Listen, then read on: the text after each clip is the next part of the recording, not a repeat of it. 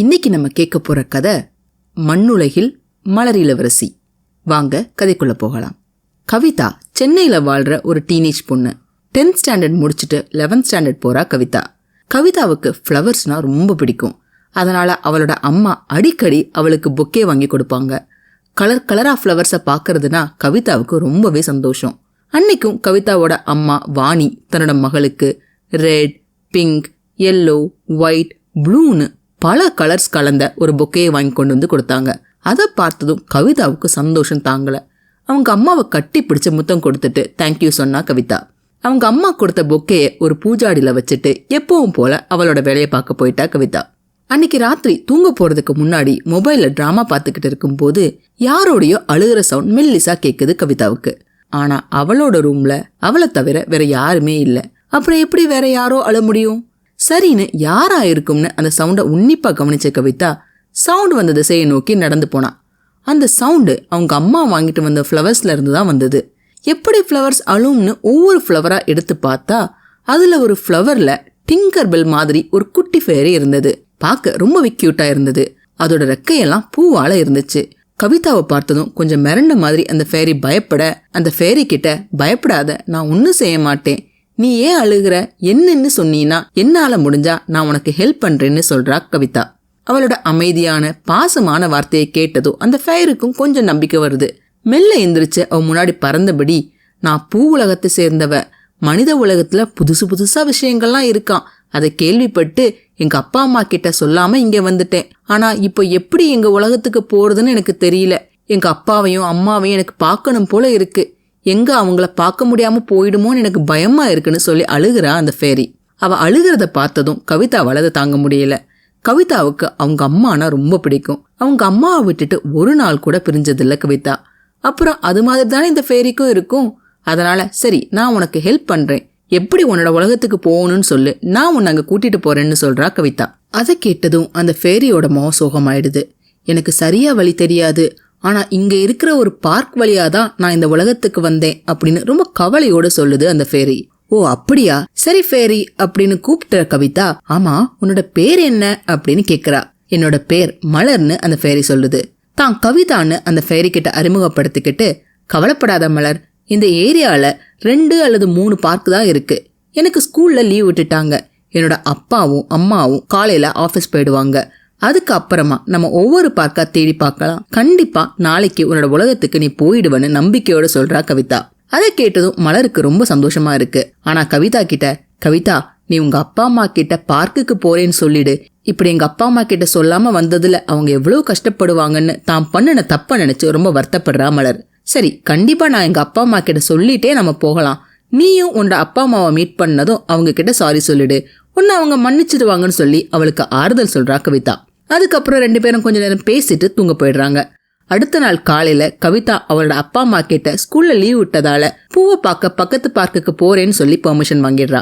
காலையில பிரேக்ஃபாஸ்ட் சாப்பிட்டுட்டு கொஞ்சம் சாப்பாடு மலருக்கும் கொடுத்துட்டு ஒரு ஷோல்டர் பேக்கோட முதல் பார்க்குக்கு கிளம்புறாங்க கவிதாவும் மலரும். எதுக்கு பேக்குன்னு மலர் கேட்க, எதுக்கும் தேவைப்படும்னு கொஞ்சம் snacks, water, first aid kit, candles, match box, whistle, இப்படி சில ஐட்டம் எடுத்து வச்சிருக்கேன்னு சொல்றா கவிதா. கவிதாவோட முன்னேற்பாடான புத்திசாலித்தனத்தை பார்த்து மலர் அவளை ரொம்பவே பாராட்டுறா. ஃபர்ஸ்ட் அவங்க 2 பேரும் போனது கவிதாவோட வீட்டு பக்கத்துல இருக்கிற பார்க்குக்கு தான். வீக் டேங்கிறதால பார்க்ல அதிகமா கூட்டம் இல்ல. சரி, எப்படி நம்ம இந்த பார்க்கான்னு கேக்குறதுன்னு கவிதா கேட்க, மெல்லமா வெளியே வந்து அங்க இருந்த ஒரு பூ கிட்ட, ரோஜா பூ உலகத்துக்கு போறதுக்கு வழி தெரியுமான்னு கேக்குறா. அதுக்கு அந்த ரோஜா, இல்ல இளவரசி, நாங்க எல்லாம் இந்த உலகத்திலே பிறந்து வளர்ந்தவங்க, அதனால எங்களுக்கு வழி தெரியாது, நீங்க இன்னும் கொஞ்சம் தூரம் தள்ளி இருக்கிற பார்க்ல கேட்டு பாருங்கன்னு சொல்லுது அந்த பூ. இவங்க பேசிக்கிட்டு இருக்கிறத கேட்ட கவிதா மலர்கிட்ட, நீ இளவரசியான்னு கேட்க, ஆமா நான் மலர் உலகத்தோட இளவரசி, நீ என்னோட உலகத்துக்கு வா, உனக்கு ஃப்ளவர்ஸ்னா ரொம்ப பிடிக்கும் இல்லையா, நீ அங்க விதவிதமான ஃப்ளவர்ஸ் எல்லாம் பார்க்கலான்னு சொல்றா மலர். கவிதாவுக்கு ஃப்ளவர்ஸ் பார்க்க ஆசையா இருந்தாலும் ஆனா அங்க போயிட்டு திரும்ப வர முடியாம போயிட்டான்னு யோசிக்க, அதுக்கு மலர், கவலைப்படாத கவிதா, எங்க அப்பாவும் அம்மாவும் உன்னை பத்திரமா திரும்ப உன்னோட வீட்டுக்கு அனுப்பி வைப்பாங்கன்னு நம்பிக்கையோட சொல்றா. சரி ஓகே, நானும் உன்னோட உலகத்துக்கு வரேன்னு சொல்லிட்டு 2 பேரும் அடுத்த பார்க்குக்கு போறாங்க. அங்கேயும் யாருக்கும் வழி தெரியாம கடைசியா அந்த ஏரியால இருக்கிற பார்க்குக்கு 2 பேரும் போறாங்க. அவங்க உள்ள வந்ததும் கொஞ்ச நேரத்திலே அங்க ஒரு பெரிய தேனி அவங்க முன்னால வந்து மலரை பார்த்து இளவரசி வருக வருகன்னு கூப்பிட, அதை கேட்டதும் ஒருவேளை இந்த தேனீக்கு வழி தெரியுமோன்னு ஆர்வமா அந்த தேனீக்கிட்ட மலர் பூவுலகம் போறதுக்கு வழி தெரியுமான்னு கேக்குறாங்க. தெரியும் இளவரசி, ஆனாலும் என்னால உங்களை கூட்டிட்டு போக முடியாது. நான் இந்த மலர்களுக்கு காவலா இருக்கிறது என்னோட வேலை. ஆனா உங்களுக்கு எப்படி போறதுன்னு நான் வழி சொல்றேன்னு சொல்லிட்டு அங்க இருந்து ஒரு மரத்தை காட்டி, இளவரசி நீங்க அந்த மரத்தை 3 முறை தட்டினா ஒரு கதவு திறக்கும். அது வழியா போனீங்கன்னா மலர் உலகத்தை போய் சேர்ந்துடலான்னு வழி சொல்லுது. தேனீக்கு மலரும் கவிதாவும் நன்றி சொல்லிட்டு தேனி சொன்ன மரத்துக்கிட்ட போய் மலர் அந்த மரத்தை 3 தடவை தட்டுறா. தட்டினதும் அந்த மரத்துல ஒரு கதவு மாயமா திறக்க அதுக்குள்ள கவிதாவும் மலரும் உள்ள போறாங்க. அந்த பாதைக்குள்ள அவங்க 2 பேரும் நுழைஞ்சதும் அந்த பாதை ரொம்பவே இருட்டா இருக்கு. 2 பேருக்கும் பயமா இருந்தாலும் எப்படியும் மலர் உலகத்துக்கு போகணுங்கிற வைராக்கியத்தோட மனசுல தைரியத்தை ஏற்படுத்திக்கிட்டு தொடர்ந்து முன்னேறி போறாங்க. கொஞ்ச தூரம் நடந்து போனதும் அவங்க பாதையை மறைச்ச மாதிரி ஒரு பெரிய பனிமலை நடுவுல வந்து நிக்குது. இதை எப்படி தாண்டி போறதுன்னு 2 பேருக்குமே புரியல. கவிதா மலர்கிட்ட, ஏன் மலர், நீ எங்க உலகத்துக்கு வரும்போது இதெல்லாம் இருந்துதான்னு கேட்க, எனக்கு உங்க உலகம் வரணுங்கிறதான் ஒரே எண்ணமா இருந்ததால எனக்கு எந்த தடையும் ஏற்படலைன்னு மலர் சொல்றா. அதை கேட்டதும் கவிதாவுக்கு ஒரு யோசனை தோணுது. தன்னோட ஷோல்டர் பேக்ல இருந்து ஒரு கேண்டிலை எடுத்து மேட்ச் ஸ்டிக்கால அதை பொருத்தி வைக்கிறா. அதை பார்த்ததும் மலர், இந்த சின்ன கேண்டிலால எப்படி இவ்வளோ பெரிய பனிமலையை கரைக்க முடியும்னு சந்தேகமா கேட்கிறா. அதுக்கு கவிதா, மலர், அந்த பனிமலையை கரைக்க போறது இந்த கேண்டில் கிடையாது, நம்மளோட எண்ணம் தான். நம்மளோட இந்த கேண்டிலோட ஃபயர் பெருசாகி அந்த பனிமலையே உருகிடுச்சுன்னு மனசுல நினைப்போம். நம்மளோட எண்ணம் ஸ்ட்ராங்கா இருந்தா கண்டிப்பா இந்த பனிமலை உருகிடும்னு நம்பிக்கையோட சொல்றா. அவன் சொல்றதுலயும் அர்த்தம் இருக்குன்னு ஒத்துக்கிறா மலர். கவிதாவும் மலரும் கண்ணை மூடி அந்த கேண்டில் ஃபயரால அந்த பனிமலையே கரையிற மாதிரி திங்க் பண்றாங்க. கொஞ்ச நேரம் கழிச்சு கண்ணை திறந்து பார்த்தா அங்க இருந்த பனிமலை உருகி ஓடிடுச்சு.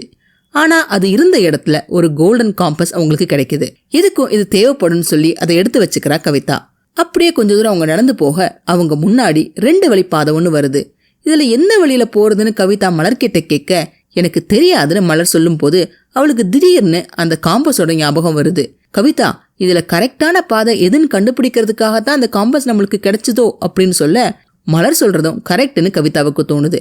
உடனே தங்கிட்ட இருந்த காம்பஸை எடுத்து அந்த பாதை முன்னாடி கவிதா நீட்ட, இந்த கோல்டன் காம்பஸோட முள்ளு படபடன்னு ஆடிட்டு கடைசியா ஒரு பாதையை காட்ட கவிதாவும் மலரும் அந்த பாதை வழியா போறாங்க. அப்படி அந்த பாதை வழியா 2 பேரும் நடந்து போறாங்க. அப்ப பாதையோட ஒரு ஓரமா ஒரு சிட்டுக்குருவி தள்ளாடி மயங்கி கிடக்குது. அதை பார்த்ததும் கவிதா பதறி அந்த சிட்டுக்குருவிய தன்னோட கையில எடுத்து அதுக்கு தான் கொண்டு வந்த தண்ணி பாட்டில இருந்து சொட்டு சொட்ட தண்ணி கொடுத்து அதோட மயக்கத்தை தெளிய வைக்கிறா. அது கண் முழிச்சதும் தான் கொண்டு வந்த நட்ஸை பொடி பொடியாக்கி அதுக்கு சாப்பிட கொடுக்கறா. அந்த நட்ஸை சாப்பிட்டதும் அந்த சிட்டுக்குருவிக்கு கொஞ்சம் தெம்பு வந்துடுது. கவிதா தனக்கு செஞ்ச உதவிக்கு நன்றி சொல்லிட்டு அவளுக்கு ஒரு கோல்டன் டிஸ்கை கொடுத்துட்டு, உனக்கு ஆபத்து வரும்போது இதை யூஸ் பண்ணுன்னு சொல்லிட்டு 2 பேர்கிட்ட இருந்து விடை பெற்றுக்கிட்டு போயிடுது அந்த சிட்டுக்குருவி. இன்னும் கொஞ்சம் தூரம் அவங்க நடந்து போக அங்க இருந்த மரங்கள்ல மலரோட போட்டோ போட்டு கண்டுபிடிச்சு கொடுத்தா 1000 பூக்காசு தர்றதா போட்டு இருந்ததை 2 பேரும் பாக்குறாங்க. அதை பார்த்ததும் மலருக்கு ரொம்பவே சந்தோஷமாயிடுது. கவிதா, நம்ம எங்களோட உலகத்துக்கு பக்கத்துல வந்துட்டோம், இனி சீக்கிரம் போயிடலான்னு சொல்லிக்கிட்டு இருக்கும் போது சில திருடர்கள் அவங்கள சூழ்ந்துடுறாங்க. ஒரு திருடன், இவதான் பூ இளவரசி, இவளை பிடிச்சு கொடுத்தா நமக்கு 1000 பூக்காசு கிடைக்கும்னு சொல்ல, அதுக்கு இன்னொருத்தன், டேய் முட்டாள்தனமா பேசாத, இவளை பிடிச்சுக்கிட்டு இவ வேணும்னா 1,00,000 பூக்காசு கொடுத்தாதான் விடுவோம்னு அந்த பூமன்னன் கிட்ட பேரம் பேசலான்னு சொல்லிட்டு மலரை பிடிக்க வர, கவிதா தான் கிட்ட இருந்த கோல்டன் டிஸ்க்ல ஏறிட்டு மலரை தன்னோட ஏத்துக்கிட்டு நாங்க பூ உலகம் போகணும்னு சொல்ல, அடுத்த செகண்ட் மேஜிக் டிஸ்க் ஸ்வைங்னு காத்துல ஏறி பறக்க ஆரம்பிச்சிடுது. கொஞ்ச தூரம் பறந்ததும் அந்த டிஸ்க் கீழே இறங்குது. கீழே இறங்குனதும் அந்த டிஸ்க் மாயமா போயிடுது. அங்க வந்திருக்கிற 2 கேர்ள்ஸ்ல ஒருத்தி தங்களோட இளவரசின்னு காவலர்களுக்கு தெரிஞ்ச உடனே இந்த விஷயம் ராஜாவுக்கும் ராணியுக்கும் தெரிவிக்கிறாங்க. மலரையும் கவிதாவையும் அரண்மனைக்கு கூட்டிட்டு போறாங்க. மலரை பார்த்ததும் அவங்க அம்மா ஓடி வந்து அவளை கட்டி பிடிச்சுக்கிறாங்க. மலரோட அப்பாவும் அவளை கட்டி பிடிச்சுக்கிட்டு, உனக்கு எங்கேயாவது போகணும்னா என்கிட்ட சொல்லி இருக்கலாம் இல்லையா, நீயா தனியா ஏன் போன, உன்னை பிரிஞ்சு நாங்க எவ்வளவு கஷ்டப்பட்ட தெரியுமான்னு கண்டிக்கிறாரு மலரோட அப்பா. அதை கேட்டதும், ஆமா அப்பா, நான் பண்ணினது தப்புதான், சாரிப்பான்னு அவங்க அப்பா கிட்டையும் அம்மா கிட்டையும் மன்னிப்பு கேட்கிறா மலர். சரி சரி, போனது போகட்டும், நீ பத்திரமா திரும்பி வந்ததே போதும்னு 2 பேரும் சொல்ல, அவசரமா மலர் அங்க நின்னுகிட்டு இருந்த கவிதாவை காட்டி, அப்பா அம்மா, இவ என்னோட ஃப்ரெண்ட் கவிதா, இவளாலதான் நான் திரும்ப நம்ம உலகத்துக்கு வர முடிஞ்சதுன்னு அறிமுகப்படுத்துறா. அதை கேட்ட மலர் ராஜாவும் ராணியும் கவிதாவுக்கு நன்றி சொல்லிட்டு அன்னைக்கு அவங்களோட ஸ்பெஷல் கெஸ்டா அவளுக்கு விருந்து கொடுக்கறாங்க. மலர் கவிதா அவங்களோட அரண்மனையெல்லாம் சுத்தி காட்டுறா. விதவிதமான ஃப்ளவர்ஸ் எல்லாம் பார்த்ததுல கவிதாவுக்கு பயங்கர சந்தோஷம். டின்னர் முடிஞ்சதும் தன்னோட உலகத்துக்கு போறதுக்கு கவிதா ரெடியாக மலர் கவிதாவுக்கு கோல்டன் பொக்கே மாதிரி இருக்கிற பென்டென்ட கொடுத்துட்டு, இது என்னோட கிஃப்ட், நீ எப்ப என்கிட்ட பேசணும்னு நினைச்சாலும் இது மூலமா என்கிட்ட பேசலான்னு சொல்லி அவளை வழி அனுப்பி வைக்கிறா. கவிதா கவிதா வாணியோட குரல் கேட்டு கவிதா தூக்கத்துல இருந்து எந்திரிச்சு பார்த்தா அவ திரும்ப அவளோட வீட்டுல அவளோட பெட்ல இருக்கா. இது எப்படி நடந்ததுன்னு ஒண்ணுமே கவிதாவுக்கு புரியல. இது எப்படி நடந்ததுன்னு ஒண்ணுமே புரியாம கவிதா முழிக்க, கவிதாவை சாப்பிட வர சொல்லிட்டு வாணி கிச்சனுக்கு போயிடுறாங்க. ஒருவேளை நடந்ததெல்லாம் கனவா இருக்குமோன்னு கண்ணாடி முன்னாடி கவிதா வந்து நிக்க, அவளோட பார்வை அவ கழுத்துல இருக்கிற அந்த கோல்டன் பொக்கே பென்டன் மேல விழுகுது. அதை பார்த்ததும் சின்ன சிரிப்போட சாப்பிட போறா கவிதா. என்னங்க, இந்த கதை பிடிச்சிருந்ததா? பிடிச்சிருந்தா மறக்காம சப்ஸ்கிரைப் பண்ணுங்க, லைக் பண்ணுங்க, ஷேர் பண்ணுங்க. மீண்டும் அடுத்த கதையோட உங்களை சந்திக்கிறேன். நன்றி, வணக்கம்.